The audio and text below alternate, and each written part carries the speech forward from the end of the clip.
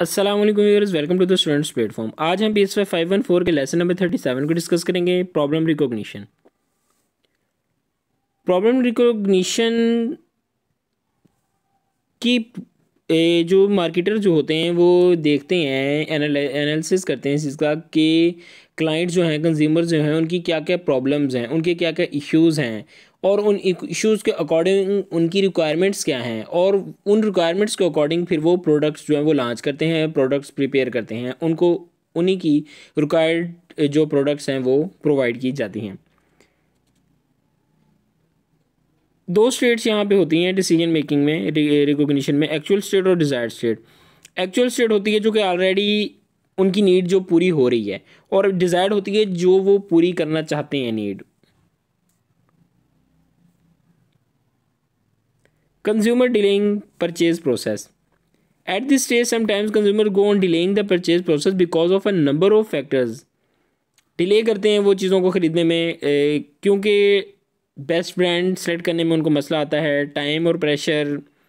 उसके अलावा perceived risk of product performance, उनको डर होता है कि प्रोडक्ट जो है वो बुरी ना निकला है, अनसर्टेनिटी वही ना गैर यकीनी होती है। और उसके अलावा आखिरी है टास्क अवॉइडेंस एंड अनप्लेजेंटनेस, ये भी हो सकता है।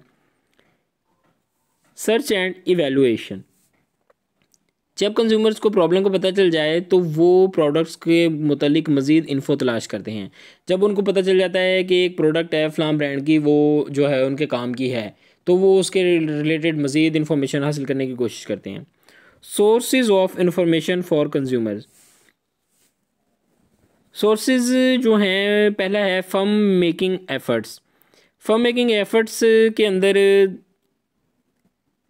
Products, promotion, price, place, channel of distribution, ये चीज़ें शामिल है। सोशो कल्चर एनवायरनमेंट के अंदर family, informal sources, non commercial sources, social class, culture and सब कल्चर शामिल है। Types of search. Internal search होती है और एक्सटर्नल सर्च होती है। जो इंटरनल सर्च है,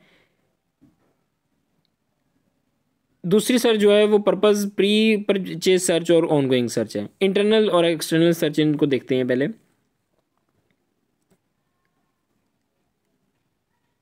First response of a consumer after problem or recognition, a mental process of recalling and reviewing the information।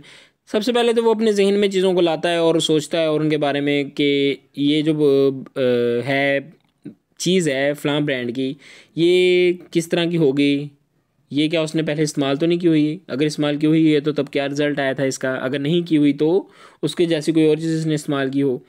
उसके बाद एक्सटर्नल सर्च है, वो जो है पास्ट एक्सपीरियंसेस जो लोगों के होते हैं उनसे, अपने दोस्तों से, दो मुख्तलिफ स्टोर्स पे जाके जो डिस्प्लेज होते हैं मैगजीन्स के ज़रिए, वो है इंफॉर्मेशन लेता है। Search based upon the purpose. Pre search decision making. Pre search decision making के अंदर जो है वो अपने रिलेटिव्स, सोसाइटी, फैमिली मेम्बर से इंफॉर्मेशन लेने से पहले माइंड में स्टोर इन्फॉर्मेशन के ज़रिए डिसीजन लेता है कि वो स्पेसिफिक प्रोडक्ट को ख़रीदना चाहता है, खरीदेगा या नहीं खरीदेगा।